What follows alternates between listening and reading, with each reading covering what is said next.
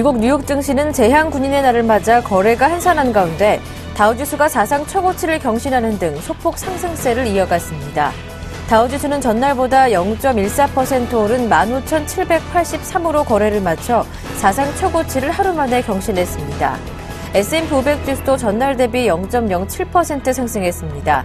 S&P 500 지수는 장중 한때 1,773까지 오르며 장중 사상 최고치를 경신하기도 했습니다. 나스닥 지수 역시 전날보다 0.01% 오른 3,919로 장을 마쳤습니다.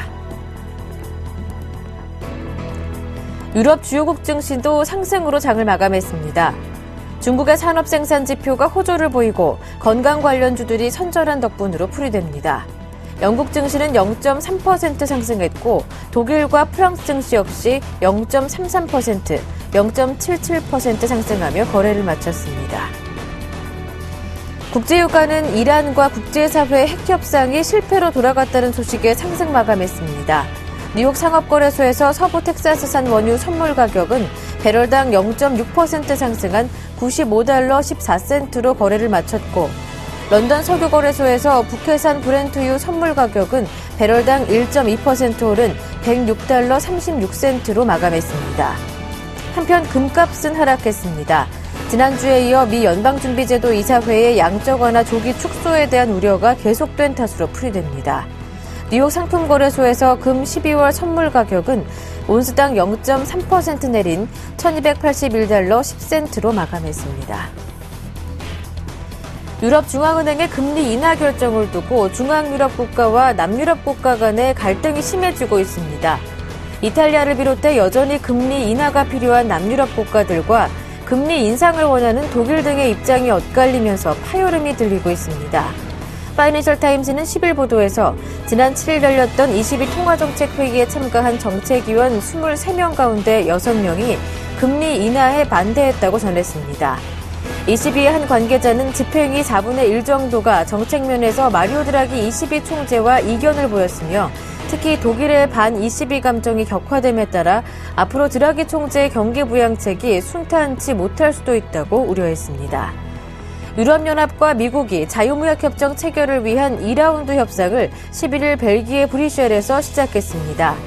EU 옵저버 등 언론 매체에 따르면 EU 미국 FTA 2라운드 협상은 15일까지 열리며 서비스, 투자, 에너지, 원자재 분야 개방 및 규제 완화가 논의됩니다. EU 측 협상 대표와 미국 측 대표는 15일 협상 결과를 발표할 예정입니다.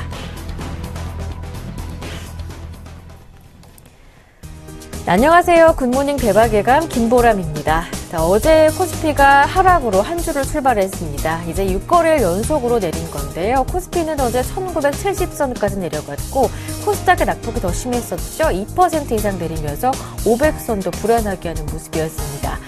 이제 코스피 거래소 쪽에서 기간 조정이 아니라 가격 조정으로 전환하는 것이 아니냐 말도 많아지고 있는데요.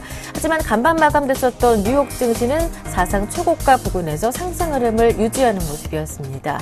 간밤 뉴욕 증시는 재향 군인의 날로 일단 정부기관이 쉬면서 경제 지표 발표도 함께 쉬는 모습이었고요. 채권 시장이 문을 닫으면서 거래도 한산했지만 관망 분위기 속에서 소폭의 상승 흐름을 이어가면서 다우지수가 또다시 사상 최고치를 경신하는 모습을 보여줬는데요. 그에 앞서 유럽 증시도 상승으로 마무리가 되는 모습이었습니다.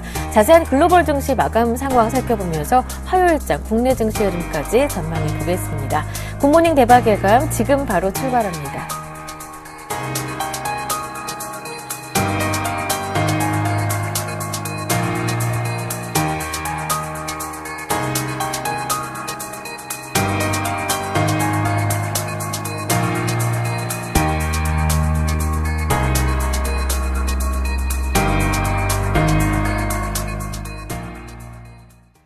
네, 글로벌 이슈 진단 순서 바로 이어가겠습니다. 글로벌 증시 마감 소식과 함께 주요 이슈들을 분석해보는 시간인데요.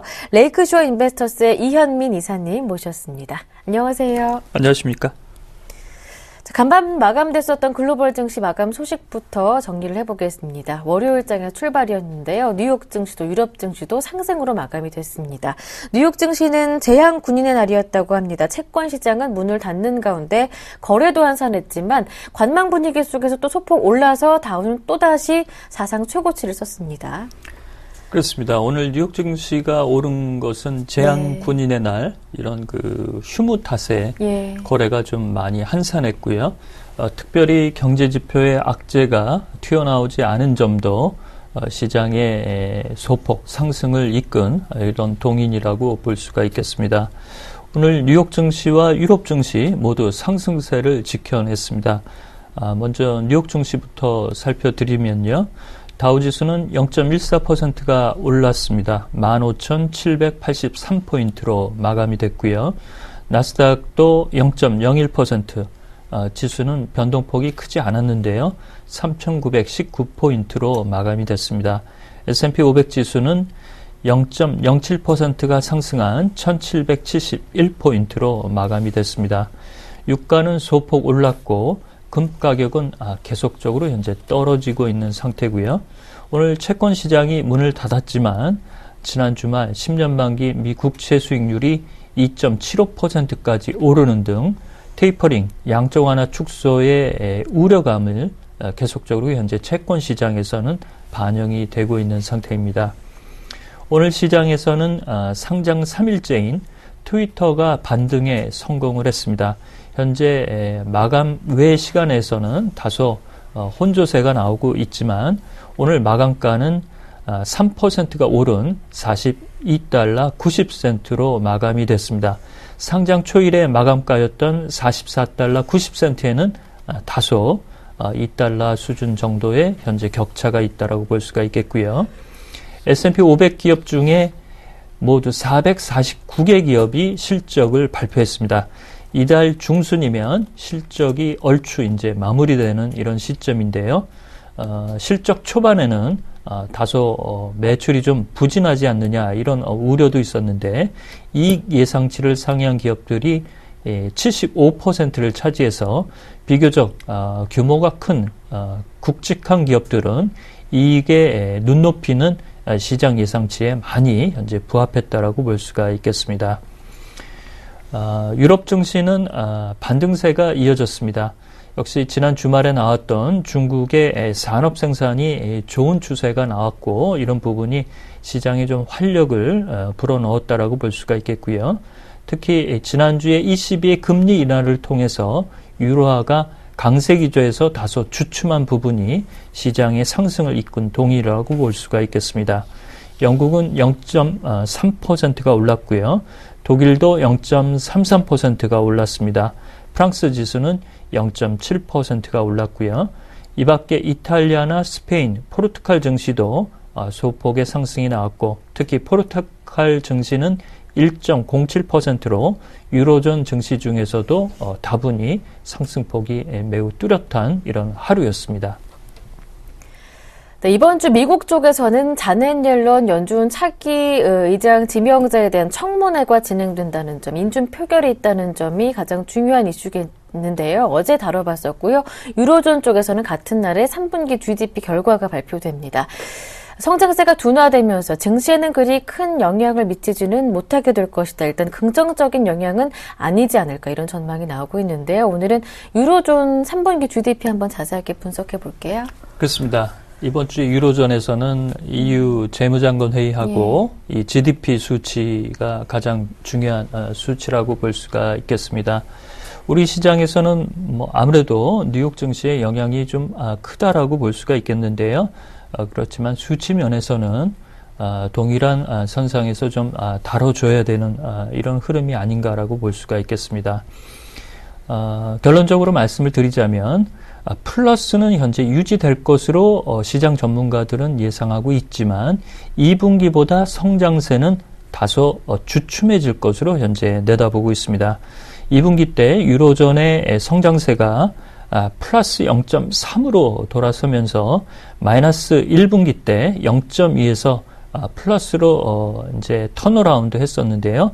이 두 분기 이상 성장이 되면 경기가 그동안의 방향성에서 돌아섰다라고 얘기를 하고 있습니다만 워낙 이 성장 자체의 수치가 너무 약하기 때문에 아직까지도 디플레이션 우려와 추가적으로 성장률이 다시 마이너스권으로 들어갈 수 있는 이런 우려가 같이 혼재되어 있는 국면이라고 볼 수가 있겠습니다.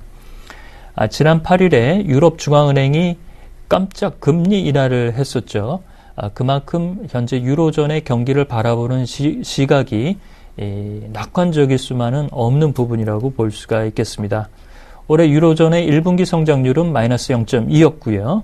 2분기 때는 간신히 플러스로 돌아서서 0.3% 성장을 했습니다만 3분기 때는 0.1% 남짓에 현재 그칠 것으로 보고 있습니다. 따라서 유로존의 현재의 경기 침체를 타개하기 위해서는 특히 재정불량 국가의 부채 탕감과 경기 부양 노력이 ECB로부터 강력하게 추진이 돼야 되는 것이 현재 숙제라고 볼 수가 있겠는데요. 이런 점이 현재 불확실성이 좀 있다라고 볼 수가 있겠습니다. 네. 시장에서는 3분기보다 유로존의 4분기 성장률이 좀 나을 것이다라는 그런 관측들이 한 달 전, 2달 전의 수치였지만 3분기 때 수치가 적정 수준 이상으로 나오지 못하게 될 경우 4분기 기대감도 상당폭 떨어질 수 있는 불안감이 일말에 남아있다라고 볼 수가 있겠습니다. 네. 3분기가 불안하기 때문에 4분기도 나아질 것이라고 장담할 수는 없는 상황이다. 이렇게 정리를 해주셨는데요. 숙제라고 말씀해 주셨습니다. 이렇게 유로존의 경제 성장률이 쉽게 회복을 하지 못하게 된다면 ECB의 경기 부양책에 대해서 촉구하는 발언도 더 많아질 것으로 보이는데요. 어떻습니까? 그렇습니다. 오늘 앞서 뉴스에서도 좀 나왔는데요. 네. 이런 경우에 이제 독일의 의중이 이를 잘 따라줄 수 있고 서포트해 줄 수 있느냐, 이를 지지해 줄 수 있느냐가 상당히 관건이라고 볼 수가 있겠습니다. 이것은 이제 다시 돌아서 중국의 유럽 수출이 하락하는 이런 영향까지도 현재 내년 상반기의 변수로 작용할 수 있는 그런 재료라고 볼 수가 있겠는데요. 특히 지난 ECB의 금리 인하 조치에 대해서 독일 분데스방크와 독일 재정위원은 반대표를 행사를 했고요. 나머지 반대표도 네덜란드와 오스트리아 중앙은행 총재에서 나온 시점이 되겠습니다. 지난 ECB의 금리 정책에 대해서 23명 중 6명이 반대표를 던졌는데요. 특히 잘 사는 국가가 많이 응집되어 있는 서유럽 중앙은행 총재들의 반대표가 상당히 많이 튀어나왔습니다. 따라서 이 ECB의 금리 인하 카드에 대해서 독일에서는 현재 이탈리아와 프랑스의 요구를 드라기 총재가 들어준 것이 아니냐라고 얘기를 하고 있고요. 다수 볼멘 소리는 드라기 총재가 이탈리아 출신이기 때문에 이탈리아 경제를 위해서 금리 인하 조치를 한 것이 아니냐라는 다소 편협한 시각까지도 현재 튀어나오고 있는 시각입니다. 또한 영국은 유로존은 아니지만 EU권에 현재 들어가 있는데요. 시사경제지인 이코노미스트는 유로존의 디플레 우려가 크기 때문에 통화를 풀어내는 리플레이션 정책을 계속적으로 현재 가져갈 것을 요구하고 있습니다. 그렇지만 이는 독일이 바라는 입장이 아니기 때문에 영국의 이런 시각에 대해서도 독일이 현재 탐탁치 않은 이런 식견을 가지고 있는 속내라고 볼 수가 있겠습니다. 아직은 여전히 불안한 유로존의 경기 회복세. 그럼에도 불구하고 경기 부양책에 대한 유로존 내부에서의 파열음이 아직까지 시장의 불안감으로 남아있는 모습 확인할 수가 있겠는데요. 미국 쪽에서는 또 미국 경기를 판단하는 재무부 연준의 시각차가 너무 큰 것도 시장의 불안감으로 작용을 하고 있습니다. 지난 주말에 버냉키 의장을 비롯한 연준 주요 인사들이 경기 지표가 미국의 심각한 경제 상황을 제대로 받아들이지 못하고 있다. 이렇게 지적한 바도 있었죠? 그렇습니다. 경기 지표를 수치를 놓고 해석하는 것이 행정부와 그다음에 연준의 시각이 워낙 격차가 많이 나기 때문에 오늘 뉴욕 증시에서도 이런 혼란이 좀 있습니다. 경기가 GDP 3분기 수치가 상당히 좋게 나왔고 비농업 부분의 일자리 수가 예상치보다 20만 4천 명으로 발표가 되자 연준이 테이퍼링, 양적 완화 축소를 하더라도 경기가 이를 충분히 커버해 줄 수 있을 것이다 라는 이런 시각이 증시를 최근 이틀간 지수를 끌어올리는 이런 동인으로 가져가고 있는데요. 그렇지만 이 테이퍼링 실시에 대한 불안감은 여전히 뉴욕 증시에 남아있다라고 볼 수가 있겠습니다. 이런 혼란을 주는 부분은 미국의 재무부 쪽에서는 민간 주도의 경기가 살아나고 있다는 이런 좀 낙관적인 시각을 가져가는 것으로 본다면 연준 쪽에서는 수치와 관련된 고용 지표의 내용을 들여다보더라도 현재 고용 참여율이 상당히 떨어지고 있기 때문에 수치만으로 적정성이 담보되는 것이 아니고 실질적으로는 고용 지표의 개선세가 매우 느리다라고 얘기를 하고 있습니다. 이는 지난주에 IMF 버냉키의 입장에서도 이런 내용들이 우회적으로 현재 토로가 되고 있는데요. 결과적으로는 재무부는 미국 시장을 상당히 좋게 보고 있지만 연준은 낙관론을 경계하는 시각이 나타나면서 뉴욕 증시도 어느 쪽에 장단을 맞춰야 될지 투자자들의 혼란이 상당히 커질 것으로 보입니다. 이는 12월 FOMC 회의에서도 양적 완화 축소를 개시하느냐 아니면 옐런 의장이 취임하는 내년 3월이 적정하느냐 이런 그 의구심으로 현재 토로가 되고 있는 상황이라고 볼 수가 있겠습니다.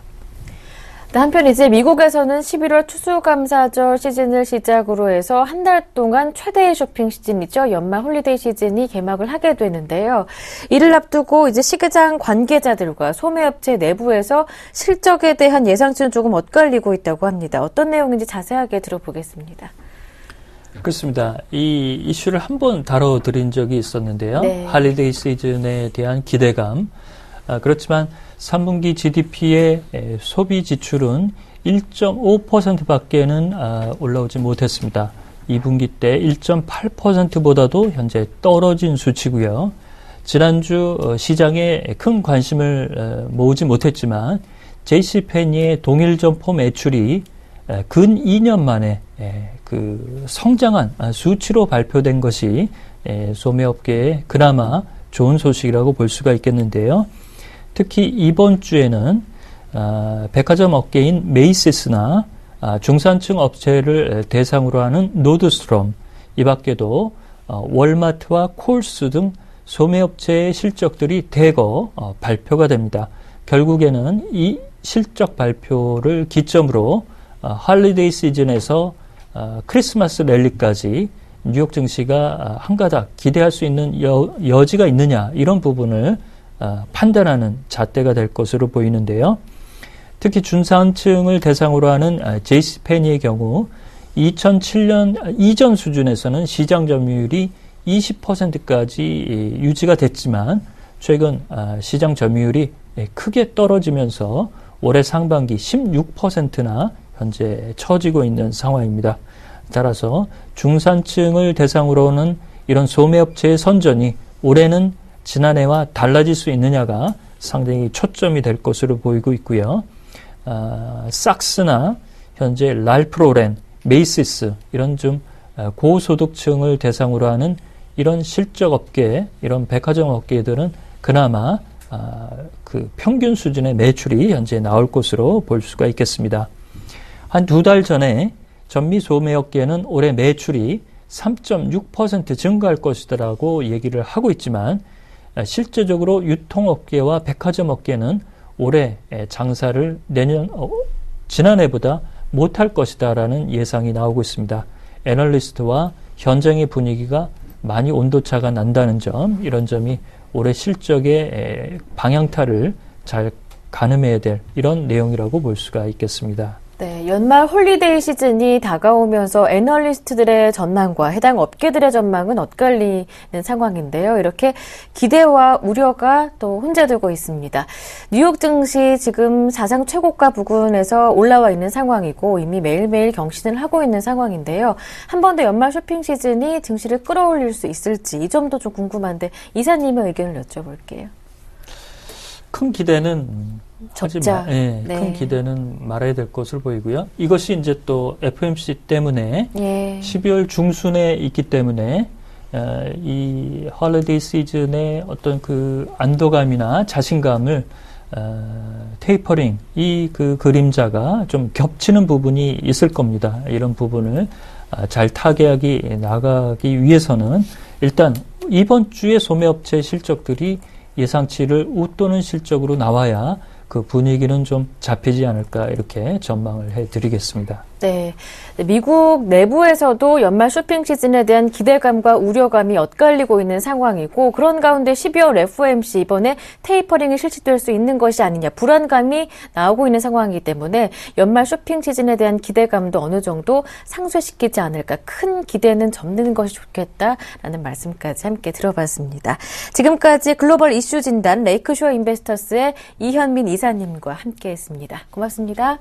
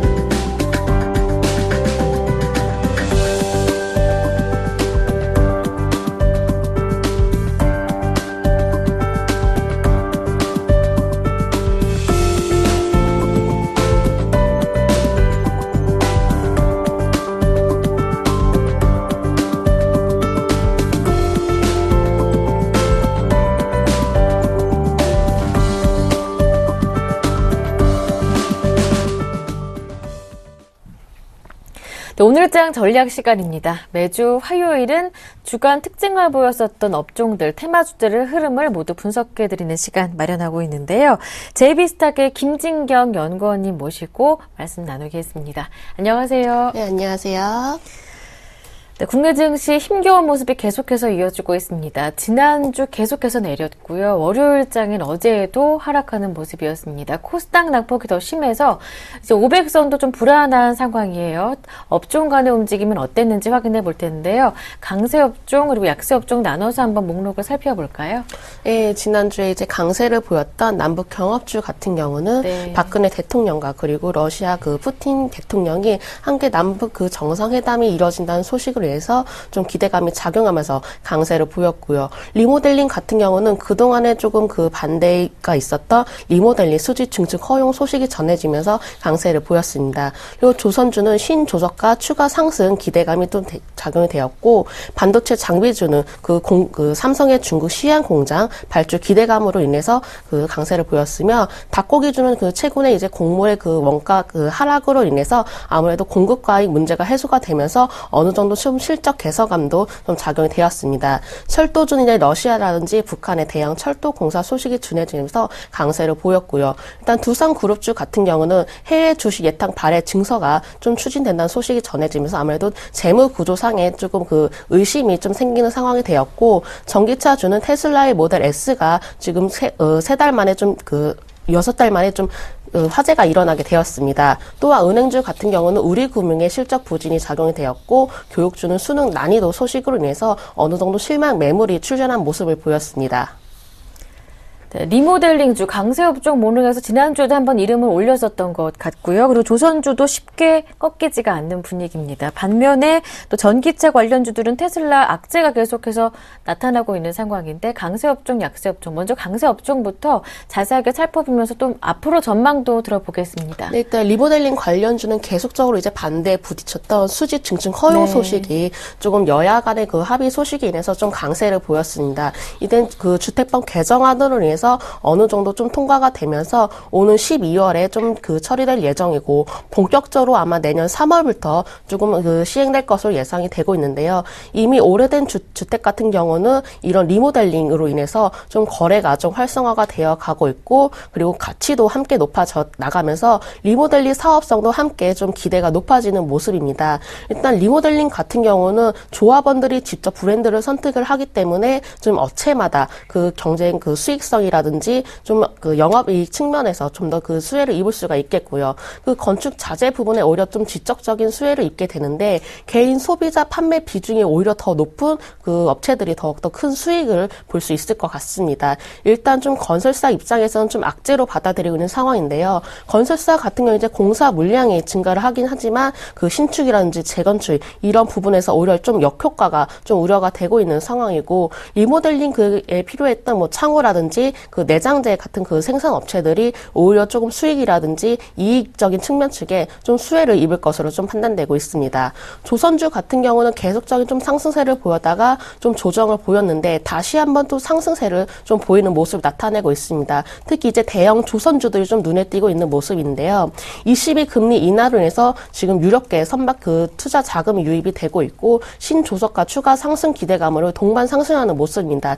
일단 우리나라 조선주 같은 경우는 유럽에 좀 상당한 그 영향을 받게 되는데 그러니까 2년 전부터 낮은 가격에 수주했던 물량들이 올해부터 실적이 잡히면서 올해는 좀 실적이 어느 정도 좀 부진할 것으로 좀 예상이 되고 있지만 일단은 좀 수주가 늘어나고 있는 모습 어느 정도 좀 목표치에 달성하는 있는 모습을 보면은 2015년까지는 좀 본격적으로 좀 실적이 개선될 것으로 보여집니다.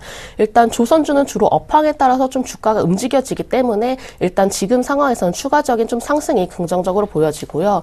금리 인하로 인해서 그 유럽의 선박 금융 자금이 어느 정도 좀 풀려나고 있으면서 그 오히려 배를 사려는 투자자들이 늘어날 수가 있겠고요. 그 유럽 경기가 좋아지면서 함께 물동량도 늘어나면서 좀 발주도 기대를 해볼 수가 있겠습니다. 그리고 반도체 장비주 같은 경우 이제 삼성의 중국 시안 공장 발주 기대감이 좀 작용하고 있는 상황인데 일단 중국 시안 공장 같은 경우는 이제 낸드 플래시 메모리 그 공장을 월 10에서 15만 장가량 그 대규모 생산 라인을 구축하고 있는 상황입니다. 따라서 이에 맞는 좀 장비 발주가 좀 필요한 상황이고요. 시안 공장 같은 경우 이제 중국에서 그 삼성전자가 약 7조 원가량 투입을 하면서 대규모적인 좀 투자를 이루어지고 있기 때문에 사상 최대라고 볼 수가 있겠고 내년 상반기에 좀 완공 예정이며 아무래도 올해부터 좀 내년까지도 함께 추가적인 수주를 기대해 볼 수가 있겠고요. 또한 최근에 그 SK 하이닉스 화재 소식이 그 반도체에 어느 정도 악재로 미치는 듯 했지만 오히려 이게 좀 공급 문제로 인해서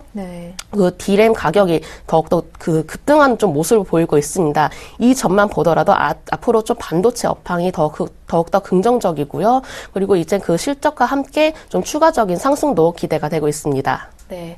네, 쉽게 꺾이지가 않고 있죠. 조선주 업황에 대한 성장 기대감을 본다면 추가 상승 가능하겠다 보셨고요. 반도체 장비주 마찬가지로 앞으로 추가 상승 여력은 충분히 있다 이렇게 판단해 주셨습니다.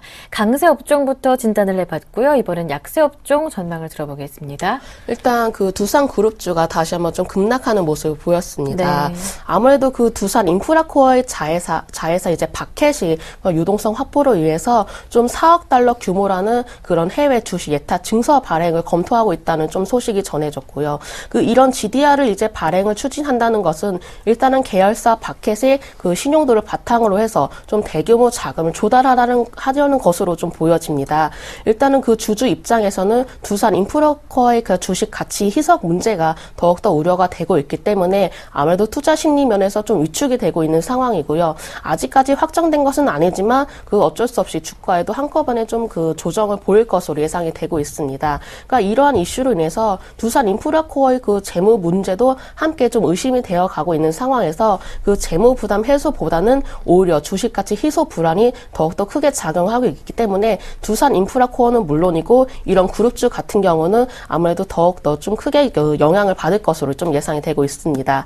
은행주 같은 경우는 그동안에 좀 급하게 좀 올라오는 모습을 보이다가 다시 한번 좀 주가가 좀 꺾이는 모습을 보이고 있습니다. 그러니까 최근에 이제 매수세로 보였던 기관이라든지 외인들이 아무래도 유로화 약세로 인해서 다시 한번 좀 그 매도세로 좀 돌아서 모습을 보이고 있고요. 그러니까 우리 금융 실적도 아무래도 좀 그 실적 부진으로 인해서 좀 차익도 좀 그 차익 실현 매물도 좀 추세가 되고 있는 상황인데 3분기에 어느 정도 실적 개선세를 보이긴 했지만 순이자 마직이 오히려 좀 지속적으로 하락하는 모습을 보이고 있습니다. 또한 이런 동양그룹 사태 이후에서 좀 그 아무래도 자금 시장 경색에 대한 좀 우려가 더욱더 부각이 되고 있는 상황이고요. 네. 따라서 아무래도 수익성이 쉽게 개선되기는 좀 어려울 것으로 판단을 하고 있고 그 상반기에 은행들이 그 적극적인 대출 영업에 나서면서 하반기에는 이러한 순이자 마진에서 더욱더 좀 부실한 모습을 보이고 있습니다. 일단 은행주들의 이제 주가를 보면은 단기적으로 이제 바닥은 확인됐다고 이제 보여지고 있지만 그 유럽 경기가 오를 때 좀 조정을 받은 면이 좀 일단락 됐습니다. 하지만 수익성이라든지 실적 측면에서는 아무래도 상승폭은 좀 제한될 것이라고 좀 예상됩니다. 전기차주는 이제 테슬라의 모델 S가 좀 세 번째 벌써 화재가 발생이 되었습니다. 네. 테슬라의 주가도 함께 급락을 했었고 또한 이제 그 미국 당국은 테슬라의 차량 안전성을 좀 검토할 예정인데 이런 불안감이 다시 한번 좀 시장에서는 부각이 되고 있는 상황입니다. 그러니까 물론 이제 환경 규제가 강화가 되면서 미국이라든지 중국, 일본 같은 경우는 이제 전기차 입지에 더욱더 강화를 해 나가고 있고 BMW나 이제 도요타 같은 경우도 전기차 출시를 좀 앞두고 있는 상황인데 국내에서도 좀 전기차를 좀 대중화하겠다 이렇게 계획을 발표를 했습니다. 국내 그 관련주 같은 경우 이런 기대감만으로 좀 주가가 상승하는 모습을 보이긴 했지만은 실질적으로 보면은 실적이 좀 뒷받침이 안 되기 때문에 중장기적으로는 좀 괜찮다 할진 몰라도 단기적으로 일단 실적으로 인해서 좀 주가가 부진할 것으로 좀 예상이 되고 있습니다. 교육주 같은 경우 지난주 수능으로 인해서 좀 난이도가 좀 낮다는 소식이 전해지면서 전반적으로 좀 주가들 약세를 보였습니다. 그동안 이제 교육주들의 그 주가를 이제 바탕으로 보면은 특히 수능날에 그 수능 난이도에 따라서 아무래도 주가가 좀 변동하는 모습을 크게 보여왔고요. 하지만 이는 좀 단기적으로 그칠 뿐이고 이러한 소식이 좀 주가에 미치는 영향은 거의 미미할 것으로 좀 판단되고 있는데 일단은 정부가 사교 그 부담을 줄이기 위해서 아무래도 공교화를 더욱더 강화하겠다는 좀 정책이 나왔다는 소식으로 인해서 더욱더 이런 점들이 주가 부진에 좀 힘을 실었던 것 같고요. 그 정시 모집에서 이제 대학 그 입시 변경 같은 이러한 이슈들이 아무래도 그 크게 작용할지 모르겠지만 아직까지 그렇게 구체화되지 않은 상황에서는 좀 주가 조정을 보일 것으로 예상이 되고 있습니다. 그 최근에 이제 교육들이 스마트적으로 좀 트렌드가 변화가 되면서 이런 트렌드에 발맞춘 교육주들이 오히려 좀 차별적인 주가 흐름을 보일 것으로 예상됩니다. 네. 은행주 실적 부진에 대한 우려는 계속될 것이다. 이렇게 진단을 해주셨고요. 전기차주 낙폭이 굉장히 심했었는데요. 그동안 실적이 아닌 기대감으로 올랐던 면이 있기 때문에 악재에 더 민감하게 반응하고 있다. 단기적으로 볼 때는 조금 더 내릴 수도 있겠으나 중장기적으로 본다면 괜찮다 말씀해 주셨습니다. 약세 업종까지 모두 정리를 해봤는데요. 그렇다면 한 주간 살펴볼 만한 관심 업종이 있다면 어떤 것들인지 연구원님 의견 들어볼게요. 네, 이번 주는 헬스케어주와 자동차 부품주를 한번 살펴보시기 바랍니다. 일단 헬스케어주 같은 경우는 지난주 이제 삼성 애널리스트 데이에서 헬스케어 그 사업을 확대를 하겠다는 좀 발표를 하였습니다. 일단은 미래 사업을 좀 더 육성을 하기 위해서 현금을 더 활용을 해서 아무래도 M&A에 좀 나서겠다고 좀 강조한 모습이고요. 삼성 같은 경우 이제 지난해 의료 그 기기 사업팀을 오히려 사업부로 좀 격상할 정도로 이런 사업에 더욱더 확대하는 모습입니다. 또한 정부에서도 이런 헬스케어 산업 그 육성 지원 같은 이런 잠재적인 좀 성장 동력을 충분히 가지고 있는 상황에서 또한 원격진료 좀 상용화도 함께 좀 기대가 되고 있는 모습인데요. 현재 이제 대다수 이제 코스닥 상장사로 되어 있기 때문에 주가 변동성 추이는 있겠지만은 단기적인 성과보다는 오히려 좀 장기적인 안목으로 투자하는 자세가 좀 필요하겠습니다. 일단 현대와 기아차들이 그 자동차 부품주 같은 경우는 현대와 기아차들이 외국인의 차익 실현 매물에도 좀 불구하고 그래도 부품주 같은 경우에도 견조한 좀 주가 상승세를 이어왔습니다. 현대 기아차들이 좀 글로벌적으로 생산도 좀 증가를 해 나가고 있고 해외 공장의 그 생산 그 확산 비중과 아무래도 그 환율이라든지 노사 리스크도 좀 축소해 나가고 있는 그런 모습을 보이고 있는데 유럽 자동차 시장 같은 경우도 계속적으로 하락세를 보이다가 이제부터 좀 회복 국면에 들어선 모습이고요. 또한 미국도 좀 견조한 수익을 창출해내는 상황에서 중국 같은 경우도 이제 자동차 산업이 계속적인 좀 성장세로 보여 나가고 있습니다. 이러한 부분만 하더라도 좀 앞으로 부품주들의 실적을 기대를 해볼 수가 있겠고 그 3분기에 이제 그 완성차들의 파업 여파가 있었다면은 4분기에는 이런 점들이 어느 정도 해소가 되면서 앞으로도 좀 생산량이 늘어날 것으로 예상이 되기 때문에 부품 업체들도 한번 좀 실적을 기대를 해볼 수가 있겠습니다. 장기적인 안목으로 관심을 둘 것을 권합니다. 헬스케어 관련주 그리고 자동차 부품주까지 오늘 관심 업종으로 말씀해 주셨습니다. JB스탁의 김진경 연구원님과 함께 오늘장 전략 세워봤습니다. 고맙습니다. 네, 감사합니다.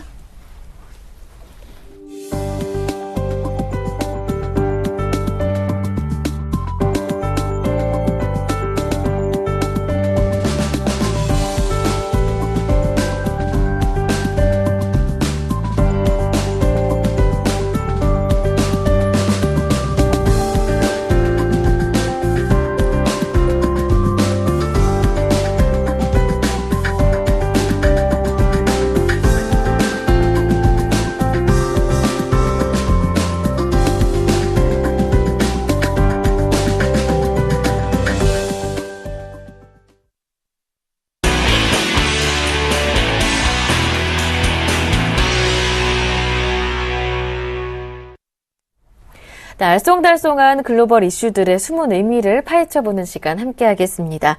IM투자증권의 김동섭 이사님과 함께 오늘 일당백 시작합니다. 안녕하세요. 네, 안녕하세요. 네, 김동섭의 일당백 그 1라운드 지금 바로 시작합니다.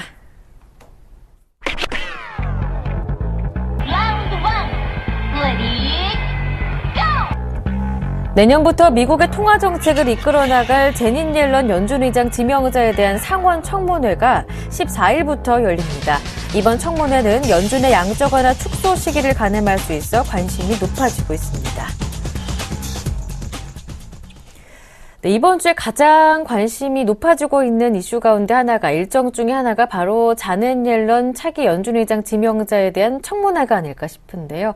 최근 양적 완화 축소 시기에 대한 관심이 어느 때보다도 높아지고 있잖아요. 14일 날 있죠? 네. 14일 날인데 이게 굉장히 중요할 것 같습니다. 왜냐하면 몇 가지로 볼 수 있는데 첫 번째는 자넷 옐런의 성향을 확실하게 인지시킬 수 있는 그런 상황이고요. 두 번째는 지금 시장에서 12월도 양적 완화 축소 가능성이 있다라고 얘기하는 사람들이 있기 때문에 네. 여기에 이제 쐐기를 박아야 되는 그런 상황이 발생했다. 그렇다면 사실은 그 내년 그 1월 이후에 의장을 진행할 때보다는 지금 미리 알려주는 것이 더 좋다라고 저는 판단하고 있고요. 그렇다면 우리가 이제 확인해야 될 것이 한 두 가지가 있죠. 말 그대로 자넷 옐런이 양적 완화를 지속할 거냐에 대한 시사, 이 부분이 굉장히 중요한데, 얼마 전에 그 지금 청문회 위원 중에 한 명인 공화당 상원의원과 대면한 적이 있다고 하죠. 그때 양적 완화를 강력하게 주장하고 있다라는 시사 발언을 했다고 합니다. 그래서 아마도 이 부분을 청문회에서도 얼마나 더 강하게 언급할 것인가에 대한 부분. 이것은 이제 향후 자넷 옐런의 어떤 통화 정책에 대한 그 방향성을 제시해주는 부분이기 때문에 이 부분이 어떤 식으로 진행이 될지가 상당히 좀 중요하고요. 그렇다면 이제 거기에 대한 논거를 뭘로 제시할 것이냐, 이제 두 번째 문제죠. 이 부분이 이제 지난번에 한 이틀 전이었나요? 그 FRB 이코노미스트들, 애널리스트들이 현재의 그 양적 완화를 유지하거나 금리를 저금리를 유지하는 데 있어서 가장 중요한 건 뭐냐? 거기에 이제 실업률을 낮추는 그런 얘기가 있었습니다. 무슨 말이냐면 지금 미국은 에반스룰에 의해서 인플레이션이 2%, 그 다음에 실업률이 6.5%를 제시하고 있죠. 근데 이 실업률을 0.5에서 1%를 내려서 5.5%까지 낮추는 그런 얘기가 지금 나오고 있습니다. 이거를 만약에 자넷 옐런이 언급하는 상황이 발생한다 그러면 그동안 양적 완화 축소를 제기했던 사람들은 현재 실업률이 7.3%이기 때문에 순식간에 6.5%가 될 수 있으니까 줄여나가자라는 얘기였거든요. 그렇다면 이 얘기가 쏙 들어갈 수 있는 상황이라는 거죠. 그래서 이번 자넷 옐런이 이 실업률에 대한 코멘트, 특히 자넷 옐런이 중요한 것은 뭐냐면, 제가 누누이 말씀드렸지만 자넷 옐런은 고용, 인플레이션보다 고용의 포인트를 맞추시는 분입니다. 그래서 이 사람은 완전 고용에 대한 부분인데 6.5%하고 5.5% 어느 게 맞냐라고 본다면 에반스룰로 계산에 따르면 6.5%가 계속해서 유지돼야 된다라는 생각을 했기 때문에 그게 맞을 수 있겠지만 제가 볼 때는 5.5%가 맞습니다. 왜 그러냐면 미국에는 구직 포기자가 660만 명이기 때문에 이 사람들이 다시 구직으로 들어오는 직업군으로 돌아오는 상황이 발생한다면 1% 정도 더 낮춰야 되는 게 맞지 않느냐라고 판단합니다. 왜냐하면 이 구조 포기자들이 실업률에 산출이 안 되고 있거든요. 그러니까 어떻게 보면은 실업률 숫자는 좋아지는데 퀄리티가 떨어지기 때문에 이 퀄리티를 높이기 위해서라도 실업률을 낮춰야 되지 않겠느냐라고 판단한다면 이번 그 청문회는 굉장한 의미를 부여할 수 있다. 오히려 이 시점을 통해서 그동안 1년 내내 양적완화 축소를 언급했던 사람들도 쏙 들어갈 수 있는 아주 중요한 상황이 될 수 있다. 자네들 얼굴을 보면 강단이 있어 보이죠. 제가 볼 때는 좋은 결과를 내주지 않을까라고 판단하고 있습니다. 네. 이제 미국 현지 시간으로 14일에 개최가 됩니다. 차기 연준 의장 지명자에 대한 청문회가 실시되는데요. 최근 솔솔 불어나오고 있는 12월 테이퍼링에 대해서 제닛 옐런 연준 부 차기 의장이 지명자가 얼마나 강력하게 쐐기를 박아주느냐에 따라서 뉴욕 증시, 글로벌 증시 긍정적인 영향을 받을 수 있겠다라는 가늠도 해봅니다.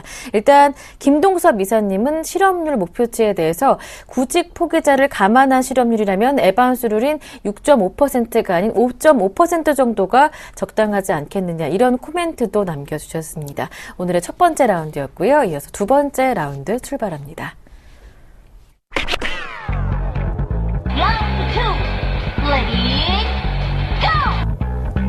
유로존이 일본식 경기 침체를 경험할 수 있다고 미국 경제 전문 매체 CNBC가 보도했습니다. 유로존이 최근 금리를 인하했지만 오히려 일본과 같은 디플레이션 상황에 빠질 수 있다라고 CNBC가 보도를 했습니다. 유로존 디플레이션을 언급을 했는데요. 조금 더 지켜봐야 되겠습니다만 네. 그 유로존은 지금 독일은 굉장히 좋습니다. 지금 독일의 상황은 실업률도 거의 4%대 후반이기 때문에 사실 전 세계에서 가장 안정된 나라가 독일이죠. 유로존 내 안에서의 가장 좋은 몸도 세계적으로도 좋지만 유로존 안에 있는 남유럽 국가들은 이건 정말 엉망진창이죠. 경제 성장률도 저성장 중이고 실업률도 뭐 거의 20%대에서 10%대의 모습을 보이고 있기 때문에 이것이 이제 유로존을 갉아먹는다는 거죠. 근데 이제 중요한 것은 뭐냐면 얼마 전에 소비자 물가 지수가 나왔는데 이것이 4년 내 최저치가 나와버렸습니다. 그래서 그동안 경기 부양책이 무색해져 버리는 그런 상황이 발생했고 이것이 이제 마리오 드라기로 하여금 금리 인하를 유도하는 그런 상황이 발생을 했는데 사실 금리 인하는 잘못됐다라는 것이 제가 항상 언급했죠. 지금 유로존에서 독일과 20일 싸움이 붙었죠. 금리 인하를 왜 했냐 그래가지고 지금 난리법석이를 하고 있는데 어쨌든 유로존이 소비자 물가지수나 생산자 물가지수가 계속 둔화되는 것은 굉장히 안 좋은 상황이다. 돈을 많이 풀어놓고도 그 결과가 안 좋다 그러면 문제가 된다라는 거죠.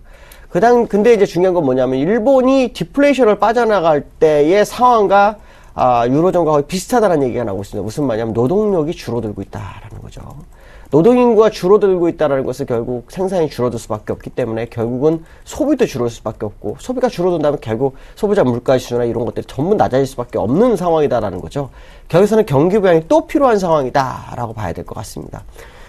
사실은 그 금리를 0.25를 내리면서 이제 기준금리 0.25만 남았죠. 미국하고 똑같습니다. 그렇다면 이제 전통적 방식을 떠난 비전통 방식이 더 강화돼야 되는 수순에 들어간 것이 유로존의 모습인데 유로존이 사실 독일이 지금 금리 인상을 원하고 있던 상황에서 금리 인하가 됐기 때문에 새로운 정책을 이 시비에서 펴나갈 수 있을지가 관심의 초점이 될 수 있을 것 같습니다. 중요한 것은 유로존이 소비자 물가, 생산 물가 지수가 새롭게 지난번 고점을 향해서 가지 못한다면 정말 일본처럼 디플레이션 빠지는 거에 대해서는 가능성은 충분히 있습니다. 그렇지만 그때 아마 독일은 빠져나갈 수도 있다라는 거죠.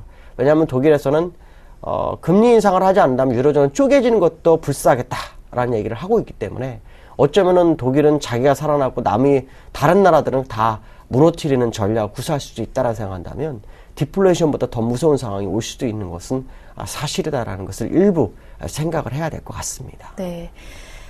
네, 일본의 경기 침체 순환은 이랬습니다. 노동력이 부족했기 때문에 소비가 줄어들고 경기가 침체돼서 결국에는 경기 부양책이 또다시 필요한 상황이 직면을 하게 됐었는데요. 이러한 인구 구성이 유럽과 일본이 상당히 비슷한 상황이다라는 것은 동의하지만 일단 조금 더 지켜봐야 한다. 독일과 같은 중앙 유럽 국가 그리고 남유럽 국가 간의 경제력 차이가 상당하기 때문에 일단 이런 상황이 일본식 디플레이션이 나타날 것이냐에 대해서는 조금 더 지켜봐야 할 상황이다. 걱정은 크게 할 필요가 없다 말씀해 주셨습니다. 오늘의 두 번째 라운드 여기에서 마무리하고요. 마지막 세 번째 라운드 출발합니다.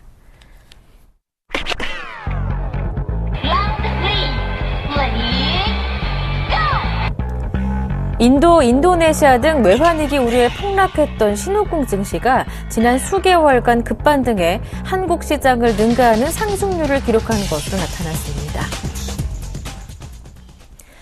네, 신흥국 증시가 지난 수개월간 급반등했다. 하지만 한국 증시는 이에 미치지 못했기 때문에 아직까지 한국 증시는 저평가 상태라고 볼 수도 있겠네요. 제가 볼 때 저평가가 맞다고 봐야죠. 지금 지난번 5월에 벤버네키 의장이 양적완화 축소 가능성에 대한 부분을 언급하면서 신흥국가들은 폭락을 했죠. 환율은 올라가고 주가는 빠지는 결과가 나오면서 그 당시 하락률이 16% 정도 됐다고 합니다. 근데 지금 상승률은 18%가 넘어버려서 오히려 그때보다 더 상승을 했죠. 근데 제가 이제 여기서 주목해야 될 거라고 판단하는 것은 뭐냐면, 신흥국이 빠질 때 시장의 관심이 화두는 아시아에서 우리나라였습니다. 우리나라는 가장 안전한 투자처다. 근데 이게 어떻게 된 게 상승률이 우리나라가 더 떨어져 있다라는 거죠. 상승률은 한 15%밖에 안 됩니다. 15%였는데 지금은 또 많이 반납을 했죠. 이런 모습을 본다면 우리나라는 상당히 저평가됐다라고 판단을 해야 될 것 같고, 그 얘기는 지금 시장에서 우리나라가 전략적인 어떤 매매를 하는 과정 속에서 나타난 것이 아닐까라는 생각을 해봐야 될 것 같고, 특히 우리나라는 이벤트가 있죠. 옵션 만기가 2주 전부터는 시장이 힘을 못 씁니다. 아마 그 영향권에도 있지 않을까라는 생각을 해봐야 될 것 같고요. 결국에 가서는 국내장이 신흥국보다는 더 안정적인 상태인데도 불구하고 더 상승하지 못했다는 것은 충분한 투자 가치로서 저평가됐다는 것을 인식해 볼 필요성이 있다라고 말씀드릴 수 있을 것 같습니다. 네, 외국인들이 최근 매수를 하지 않으면서 매도를 일관하면서 일단 외국인들의 시각이 달라진 것이 아니냐, 우려도 만만치가 않은 상황인데, 이러한 상황으로 본다면 한국 증시 매력적으로 보는 외국인들의 큰 틀은 변하지 않았다, 여전하다, 이렇게 짚어볼 수도 있겠습니다. 오늘 마지막 세 번째 라운드까지 함께 했는데요. IM투자증권의 김동섭 이사님과 함께 했습니다. 고맙습니다. 네, 감사합니다. 네, 국내 증시 심경한 상황이 이어지고 있습니다. 지난주 내내 내렸었고요. 5거래일 연속해서 내렸었죠. 오늘 이번 주에 출발인 어제장 마찬가지로 국내 증시 또다시 하락하면서 6거래일 연속으로 내렸습니다. 그동안 사상 최장 기록을 세우면서 꾸준하게 매수하던 외국인들도 지난주에 이어서 계속해서 돌아선 모습을 일관하고 있는데요. 하지만 프로그램 매매를 감안을 한다면 외국인들이 사주지 않는 정도다, 팔고 있다라고 판단하기에는 좀 이른 것으로 볼 수가 있겠습니다. 국내 증시 추가적인 상승도 가능하다라는 평가가 나오고 있으니까요. 너무 기죽지 마시고요. 힘내셨으면 좋겠습니다. 자, 오늘 화요일장 출발하게 될 텐데요. 오늘도 서울경제TV와 함께 전략 꼼꼼하게 세워보시고요. 힘내셨으면 좋겠습니다. 저는 수요일 아침에 다시 오겠습니다. 함께해 주신 여러분 고맙습니다.